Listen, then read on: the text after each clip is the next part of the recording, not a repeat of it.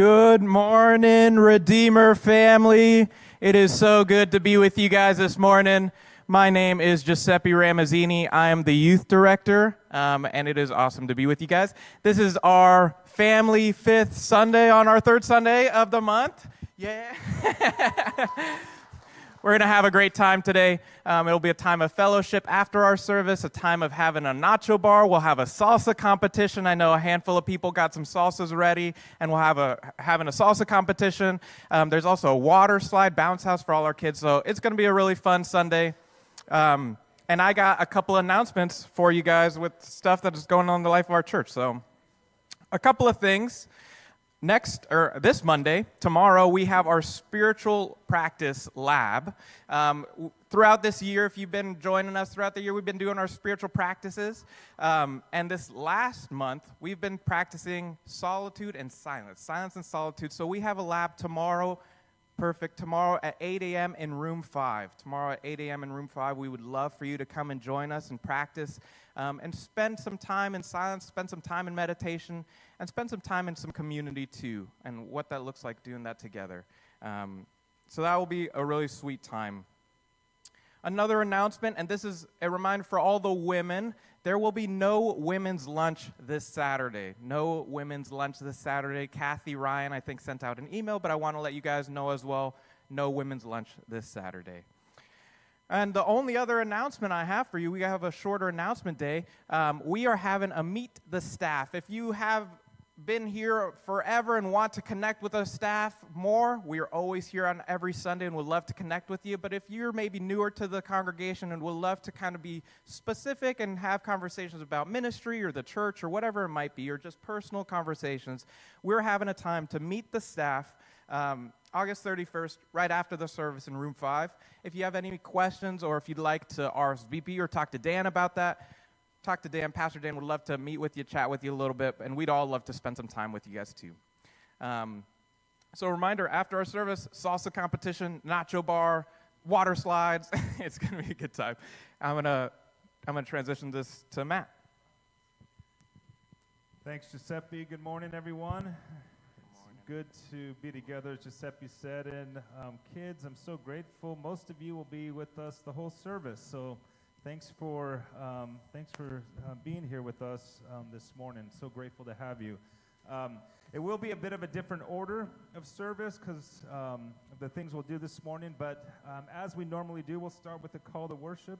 If you feel comfortable doing so, I invite you to stand as we join together in celebrating who God is and the invitation to know God and to be known by God.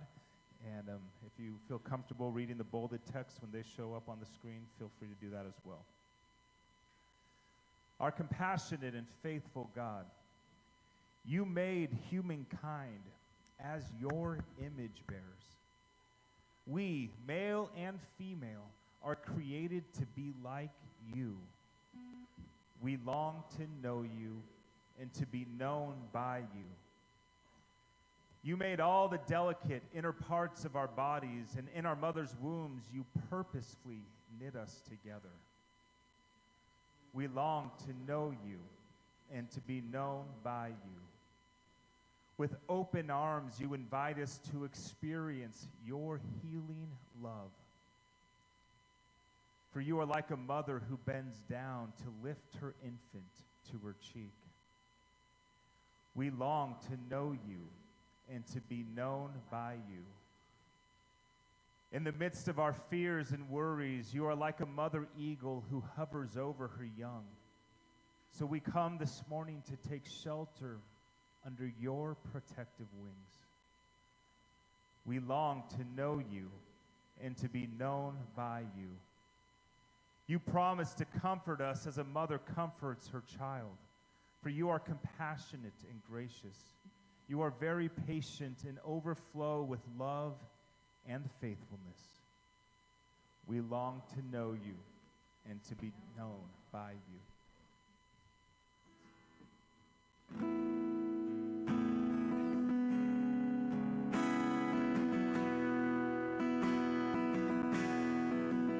You give life, you are love, you bring light to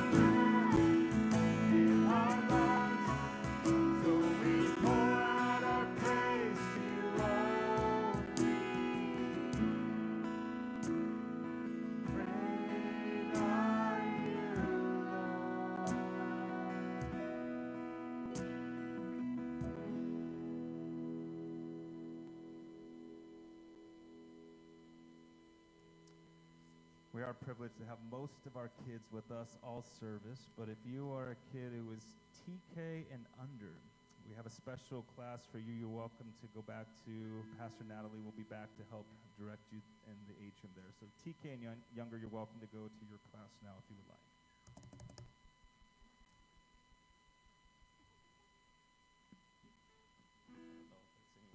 All right. Let's keep singing together.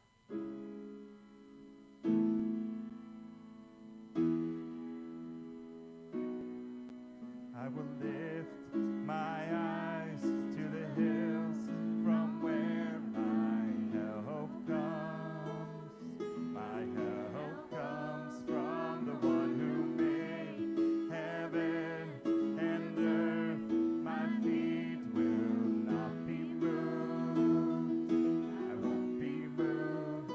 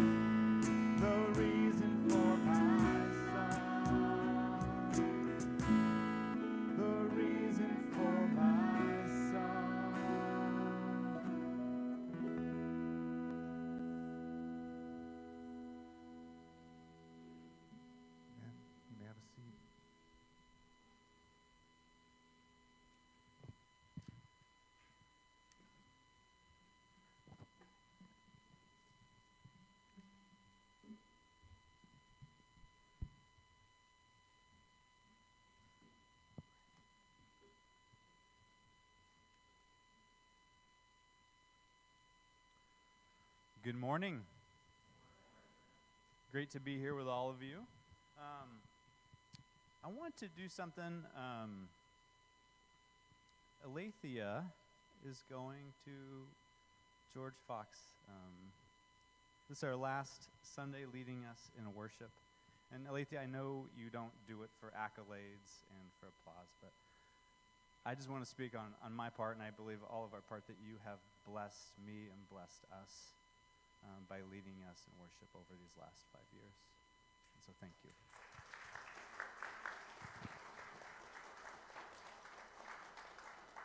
And we're going to see her again, and she'll probably be leading many more times as she's here on breaks, but thank you. We appreciate you.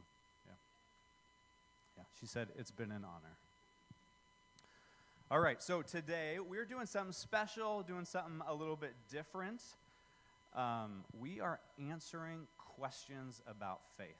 And some of us grew up in a home or a church where you weren't allowed to ask questions, right? Questions were bad, or you weren't allowed to have doubts.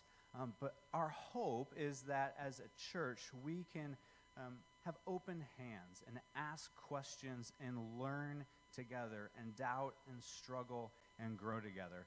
And so it is a unique Sunday where many of you have submitted questions, young and old alike, and we are going to do our best to try to answer them. And so we're going to have a lot of fun, too. And the first one is really fun. A little bit of context, though, for the first one, just if you're new here, just so it makes a little bit of sense.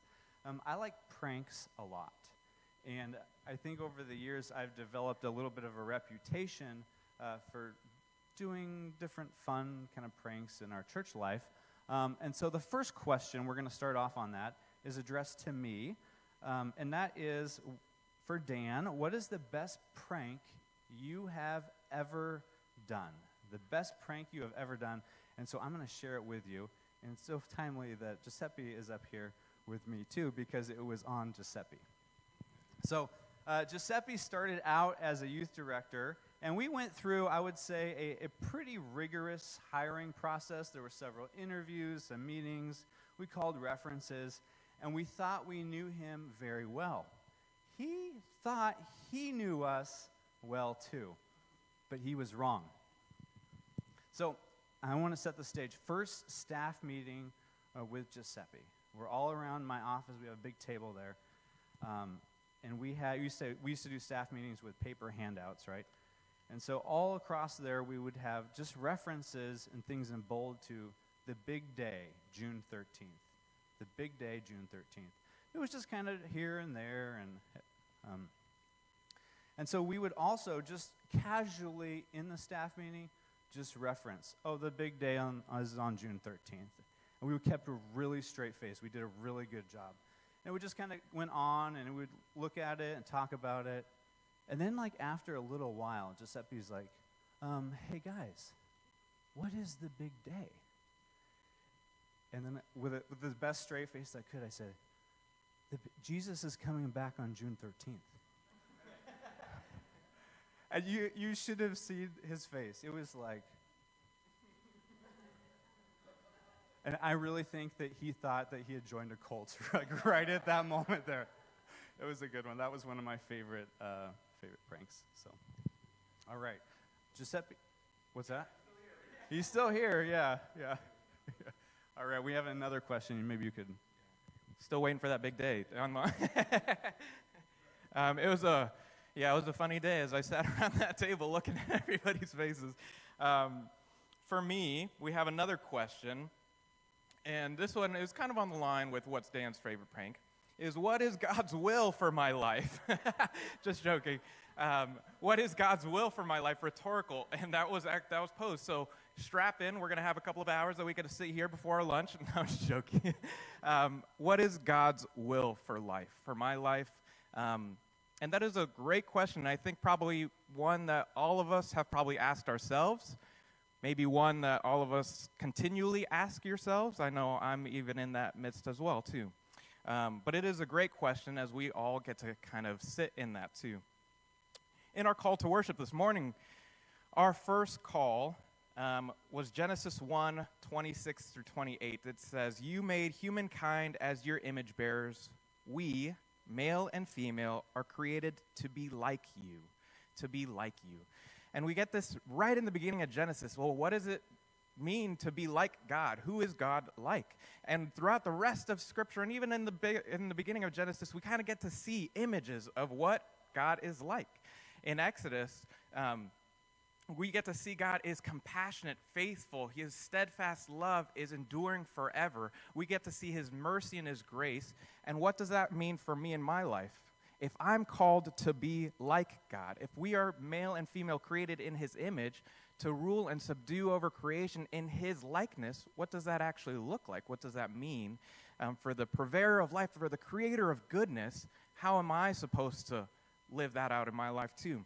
Well, Paul, if you haven't, Romans 12, and I'm not going to spend all the time talking about Romans 12 because Paul is awesome and he has some great insights on what this actually looks like, God's will and purpose. In Romans 12, Paul talks a lot about what does it look like to actually engage in community with other people. What does it look like to love my enemies? What does it look like to sacrifice myself? What does it look like to lay my life down, just as Jesus did? And Romans 12, 1 through 2 says, "Therefore, I urge you, brothers and sisters," therefore, he's been talking about God's mercies in the last 11 chapters, and he says, "Therefore, I urge you, brothers and sisters, in view of God's mercy, to offer your bodies as a living sacrifice, set apart and pleasing to God.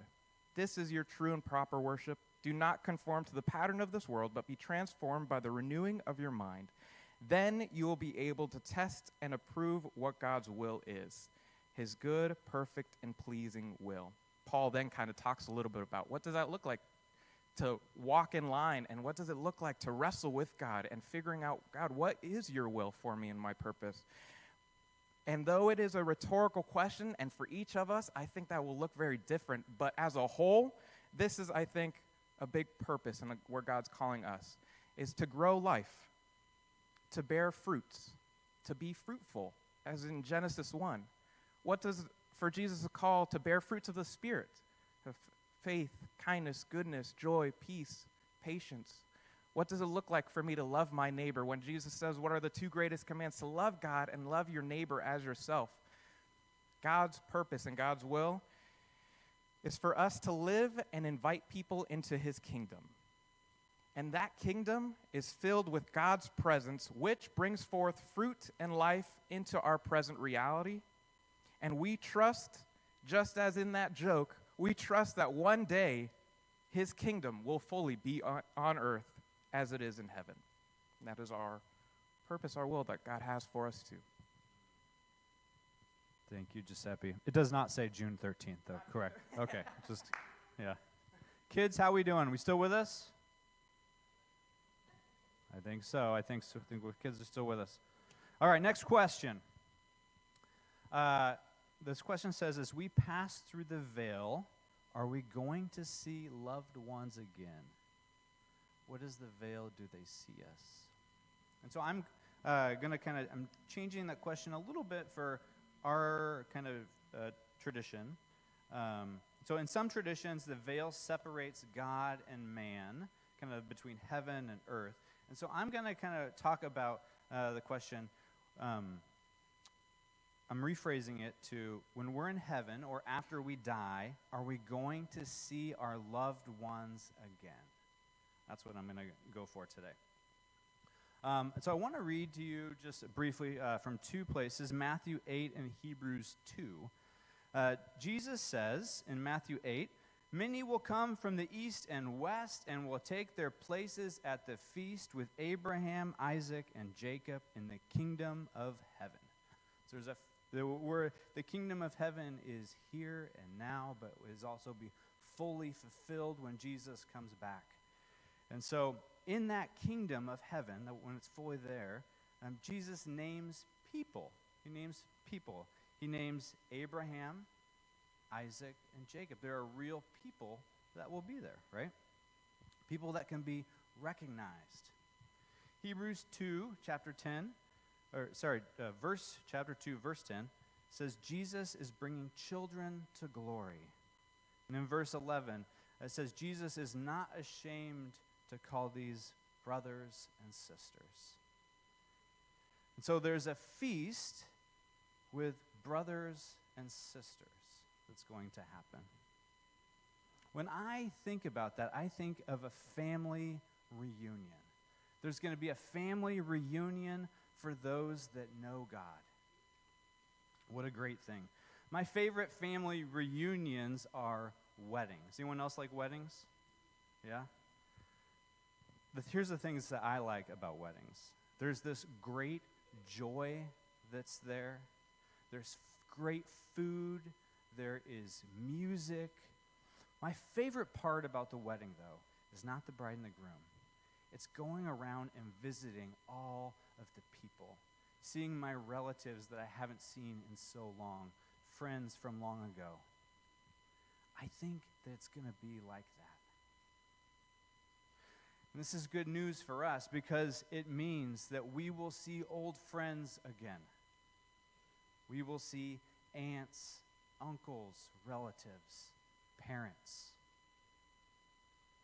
I just want to encourage us today that we can have hope because we will see our friends and family again. So, with that word, I'm going to invite our worship team back up for our next song, and then we're going to hit some more questions.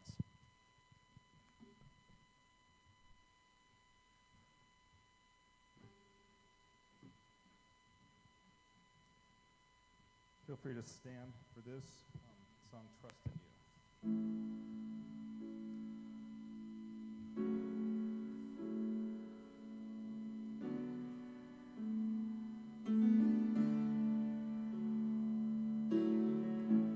Letting go of every single dream, I lay each one down at your feet.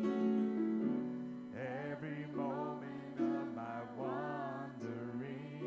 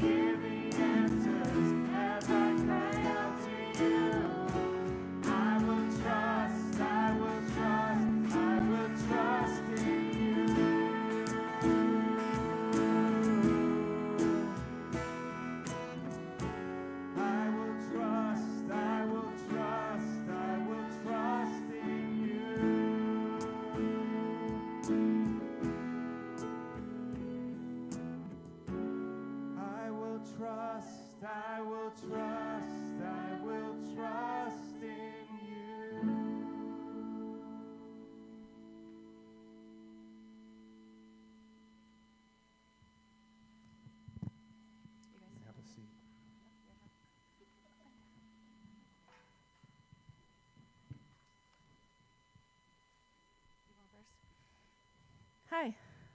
Have we ever stood up here next to each other before? I don't think so. Okay, so you all submitted questions, and the hardest questions we got were from the kids.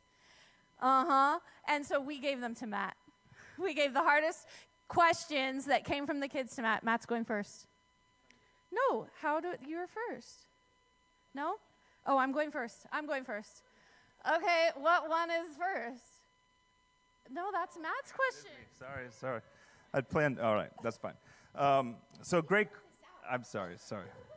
That's what happens when we're doing this together. So how do we know these things actually happened? Meaning the things recorded in the Bible. How do we know that people weren't just making stuff up, just writing this down and kind of trying to trick people or deceive people? Great question from whoever asked this. Couple things to keep in mind before I give my main answer to this. When we're talking about claims that the Bible makes, we need to be very careful to make sure we're interpreting them within their context. We got to keep in mind, these are ancient texts we're talking about. We're talking about New Testament writings from about 2,000 years ago, some of the Old Testament writings from 1,000 plus years before that. So these are ancient texts, and they need to be read the best we can in light of their context of the day. What did the words mean? What did the type of literature mean in the context of that day? So context is very important for this. The other thing I want us to keep in mind is that Christians over the centuries, since the beginning of the church, have had disagreements about how to interpret Scripture. And that's okay. Right? Anyone out there saying there's only one right way to interpret this is probably overplaying their claim there. There's a lot of variation within the Christian tradition. Just think of the creation account. Since the very beginning, Genesis 1 has been interpreted differently by good Christians. Good Christians. Some of the key theologians of the church had different views on whether it's 24-hour literal days, 6 days creation, or a variety of other ways they interpret it from the beginning. Everyone needs to agree that God is creator. That's part of our Christian tradition for sure. But how we interpret Genesis 1, there can be some flexibility and debate, and that's okay. But there is one claim that gets to the heart of this question. One claim that there's no room for at least disagreement within the Christian family. And it's a one claim that everything else builds upon. And that's the claim about Jesus' resurrection. So if we were to focus this on the most important one, how do we know that the resurrection happened? How do we know that Jesus really did rise from death and all the implications that has? Nice thing for us is there's a lot of good evidence, historical evidence, logical evidence, evidence from the Scripture that can be used to support this claim. And we don't have enough time for me to get into all that today, but if you're interested in resources, I can direct you there. But if that's the one claim that we have to be grounded in, Jesus rose from death. And there's a lot of good evidence from that. So when I look at this question, I say, yeah, there's things we can disagree with. But when we're talking about did they make just stuff up, there's not actually good evidence that they made up the resurrection. There's a lot of good historical, biblical, extra-biblical, logical reasons for believing in the resurrection. Last thought for this, and I know I'm going a little too long for this. We do need to keep in mind when we're talking about the Bible that our faith is directed toward a person first and foremost. Okay, we are people whose faith is in a person, not a book. Though the book is important, don't get me wrong and don't mishear me and say it's not valuable. We need the Bible. The Bible is God's gift to us. But the Bible's goal is to point us to Jesus, which means that we can have trust in Jesus. We can give our full allegiance to King Jesus while at the same time having questions, doubts, and confusions about the Bible. We don't have to have the Bible all figured out in order to have faith in Jesus. We start with Jesus and who he is and what he did for us, and then we can work through some of the challenges that come through interpreting the ancient text of the Bible. All right, there's my quick answer for that one. Hope that was okay. Is that right? I think so. That's on the list. Sorry. Yeah. Yes, my question. I mean, that comes from someone who has a PhD in the Bible. So if he has questions, I think that should be comforting, right? Okay. My question. In the Old Testament, they talk about people living 1,000 years. Oh, could you imagine living 1,000 years? Your body would hurt so bad. Did they have a different calendar than we use today? Okay, before I get going, I have to say I want to give props to Dr. Badfish. No, not Badfish. Not Badfish. Backfish. At Jessup University, doctor of the Hebrew Bible, for helping me answer this question. So the short answer is yes. They did have a different calendar, or actually better said, they didn't have a calendar at all, which actually makes dating a little bit tricky in the Bronze Age. The Bronze Age is 3000 BCE, so 3,000 years before Jesus lived. But a year was still a year. So in other ancient Near Eastern accounts from that time period, so here you can see these are other ancient Near Eastern texts, the Egyptian, the Hittite, the Sumerian, like that. This would be like what they would be keeping tally and keeping their records with, like we would get from the ancient Near Eastern texts from our Bible. The common practice was to exaggerate the ages of important people. This was typically done to show how great they were, right? Oftentimes you can find this when they were talking about kings, when they were talking about important people. So it would make sense that when the Bible is using this in genealogy and singling out the person that they're going to follow through the genealogy of an entire population, in keeping with the tradition of the time, they too might exaggerate the ages a little bit.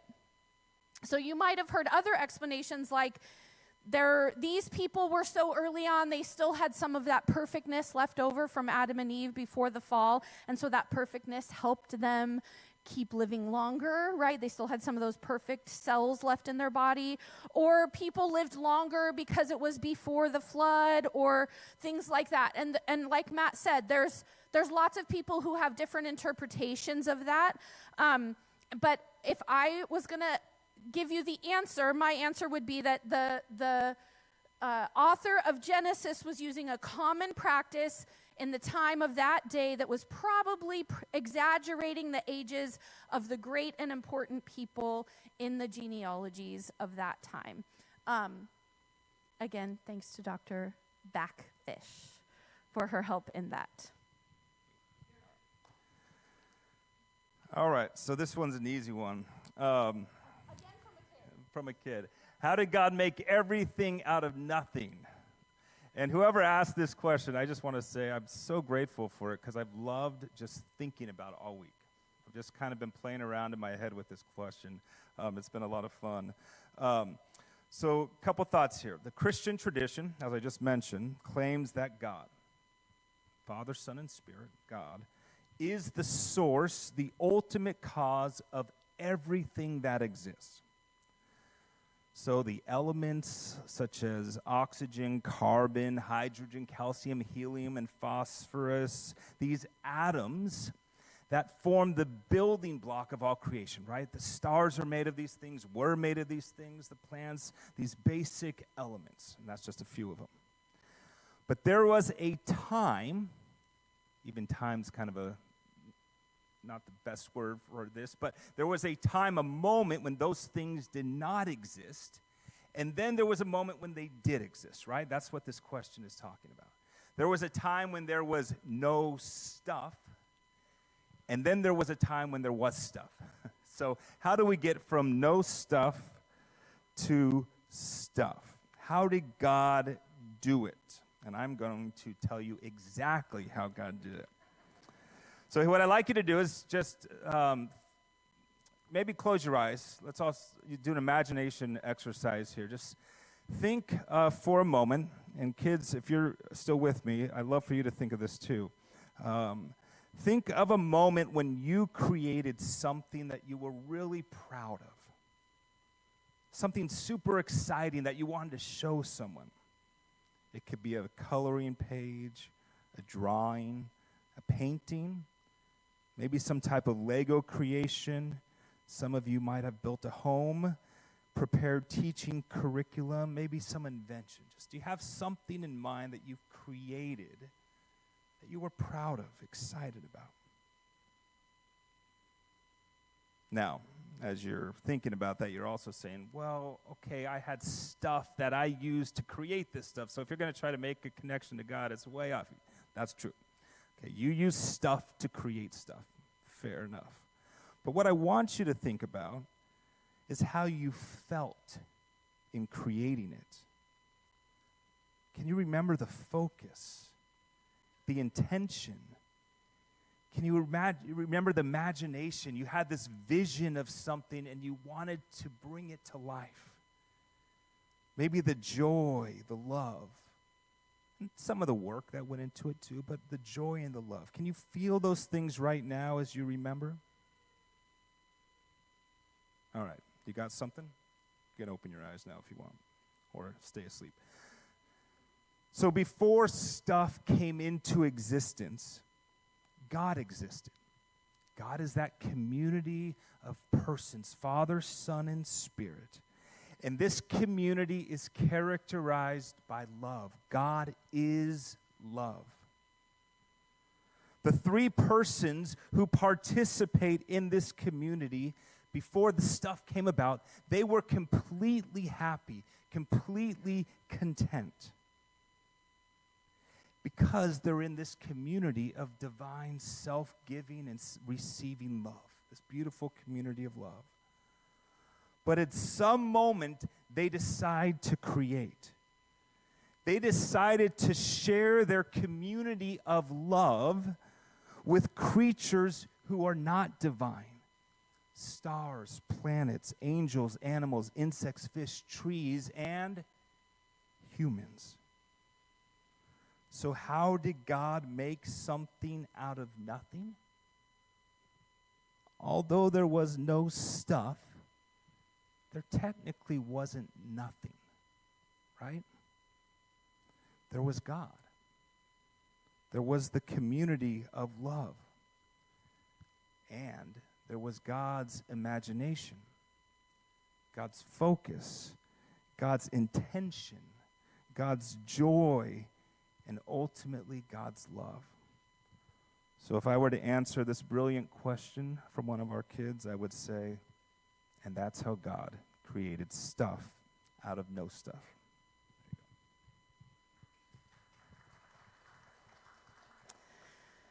All right, next question.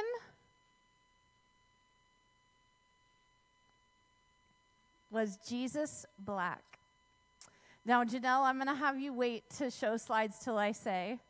This was my question. So, first, it is important to remember, I'll tell you when, Janelle, to show the slides. It's important to remember that the Bible actually nowhere gives a physical, detailed description of Jesus. The Bible doesn't say anything about Jesus' height, weight, skin color, hair color, or eye color. The closest thing the Bible comes to describing what Jesus looked like is actually what Jesus did not look like. And this is the Bible verse, Janelle, you can put up. In Isaiah 53:2, it says, "He grew up like a young plant before us, like a root from dry ground. He possessed no splendid form for us to see, no desirable appearance." Basically, Isaiah 53:2 is saying that Jesus was ordinary looking. He was ordinary looking. Most images that you've typically seen of Jesus are probably not accurate. Let's go ahead and put the collage one up there. This is probably what you've seen of Jesus, right? This is your typical image that you've seen of Jesus. And this is not accurate. I'll tell you that right now. Jesus was a first century Jew. And Jewish people of that time typically had darker skin and darker eyes and dark hair. This is not a European Caucasian Jesus that we see in most modern portrayals. Now, David Einson, you will be very happy to hear I did use AI this week to try to see what that might look like. So we can show the next slide. I tried to use AI to create what a first century Jew might look like. Kids, this is not Jesus, okay? But darker skin, darker eyes, darker hair of someone that lived in that area at that time. That's probably a more accurate picture of what Jesus would look like. So maybe a better question than was Jesus black would be, was Jesus white? And the answer is no, he was not white. There it is.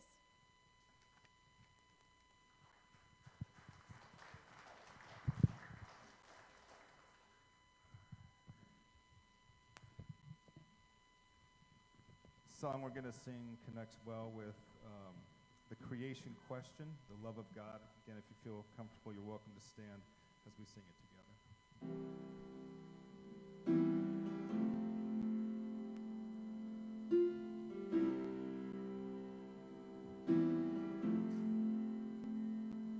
It's so good, I almost can't believe it.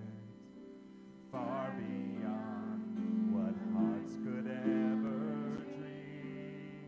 The God who set the galaxies in motion would descend to give his life for me.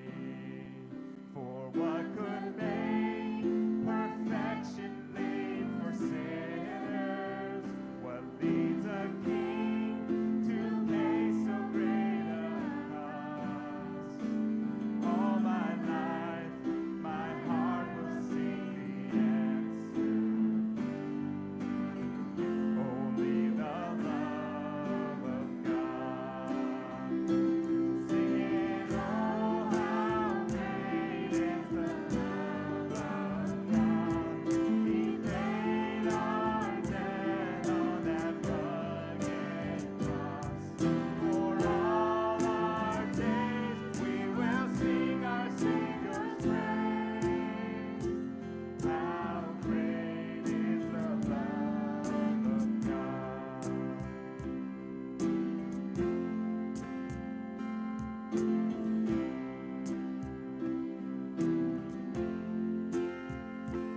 It's so kind, it leads us to repentance. And it's so bright, the darkness has to flee. Hallelujah, it cleared my guilty sentence. For I was bound, but now I stand redeemed. For what could break the chains of any prison?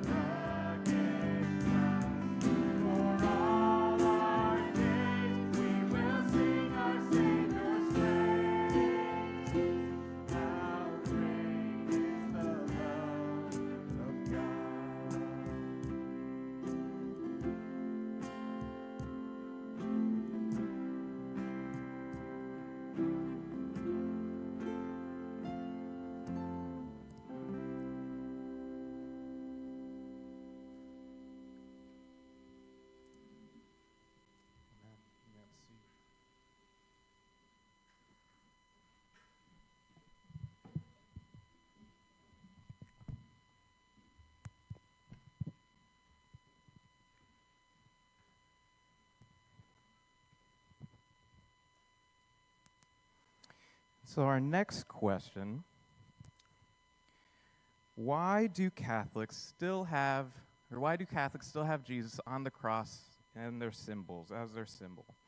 So this is kind of a two-part question. As we sit in Redeemer, we might ask, well, why might we not have Jesus on the cross?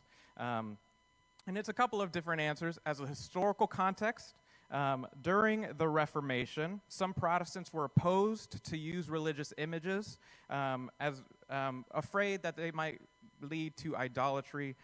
So they believed that depicting Jesus on the cross might lead to idolatry, in order so that where that image is, they just might view Jesus, and they might not actually sit in the symbol, sitting in the meaning of why Jesus sits on that cross, and not just sitting on the cross, but as well as what does it mean for Jesus to be taken down off the cross and for us to sit with no Jesus on our cross.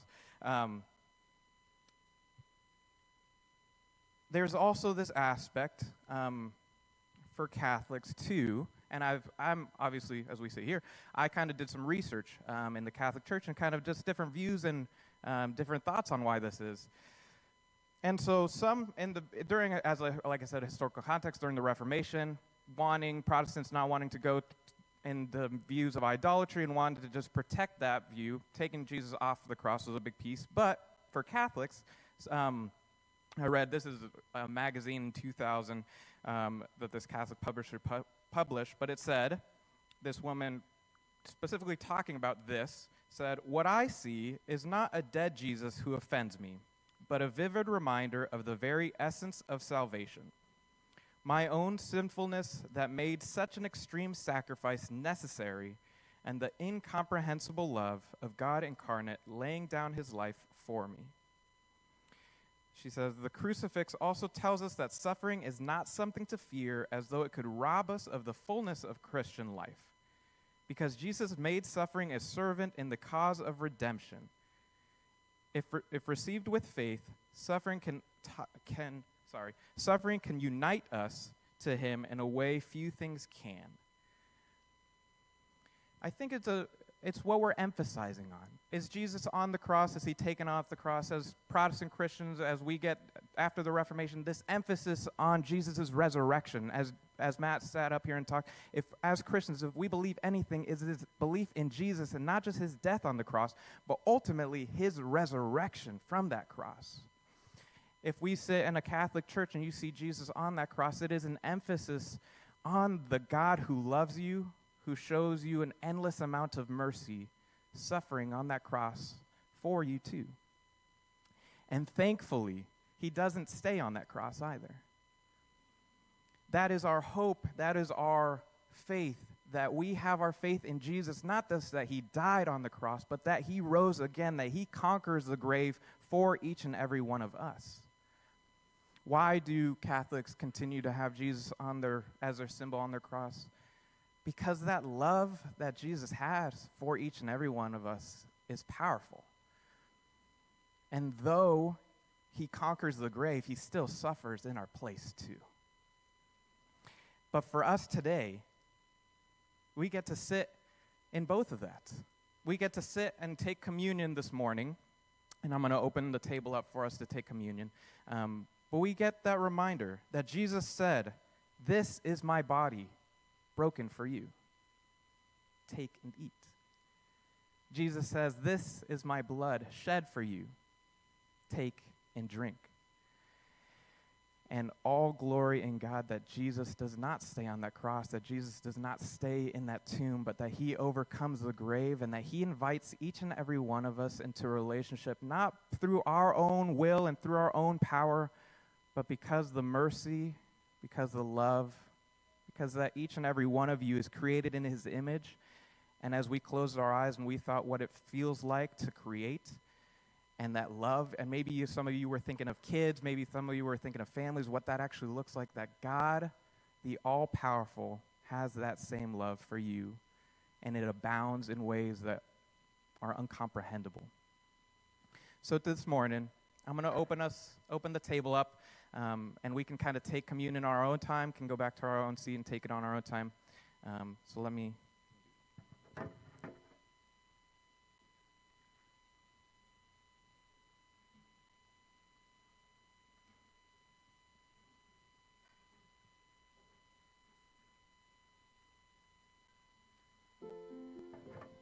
The table is set.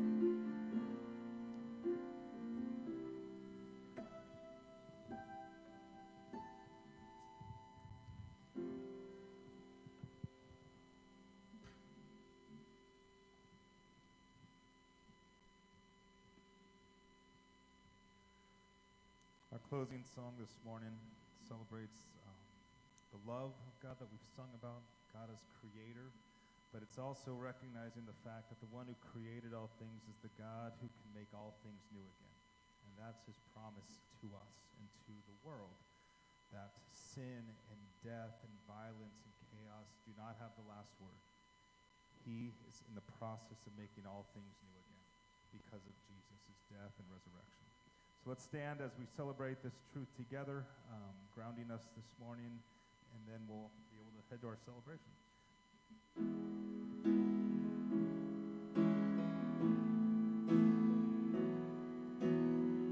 The empty fill, the wounded heal, the broken back together, the poor are blessed, the weary rest, we will dance forever.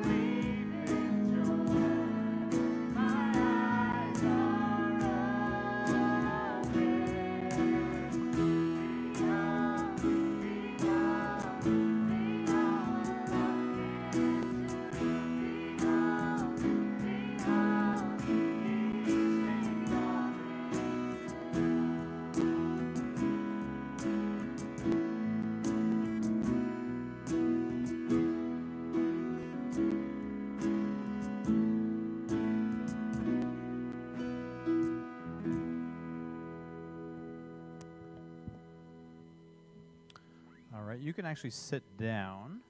Have a seat.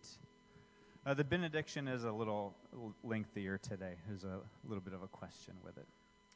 The final question is, when are we done with church? When do we learn all we need to learn?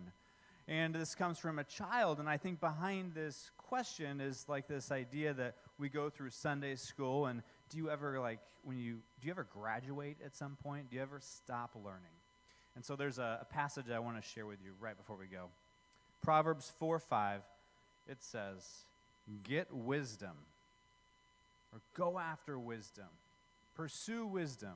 And so whether you are here and you are 5 years old, 7 years old, 9 years old, 12 years old, 40 years old, 50 years old, 90 years old, pursue wisdom. Go after wisdom. Learn about God. All right, I'm going to do a little experiment here. If you are a grown-up here and you are continuing to try to learn more about God, you want more of God in your life, and you want to learn more about God, would you just raise your hand and keep it up? Okay. Kids, I want you to look around right here. And I want you to find the oldest person. Look at them right now. Look at all these people that want to learn about God. This is a beautiful thing. This is what it means to follow God, pursue Him, and continue to learn and grow. Amen? All right, you can lower your hands. A little bit of instructions before we go out. We have our salsa bar, salsa competition, and nacho bar. You're going to go out this door, down there, and into refuge. All of that is in there, and it should be pretty self-explanatory what to do from there. So I'm going to pray for our food, and then we will start our time of fellowship there. Let's pray. God, thank you for good things. Thank you for nachos and salsa and chips. We're grateful for that. We pray that as we gather around the table, that you would be there with us, and that we would draw close to each other and draw close to you. Thank you that we could be a church that asks questions and grows together, young and old. Help us to continue to do that, whatever stage of life that we are in. God, we love you. Amen.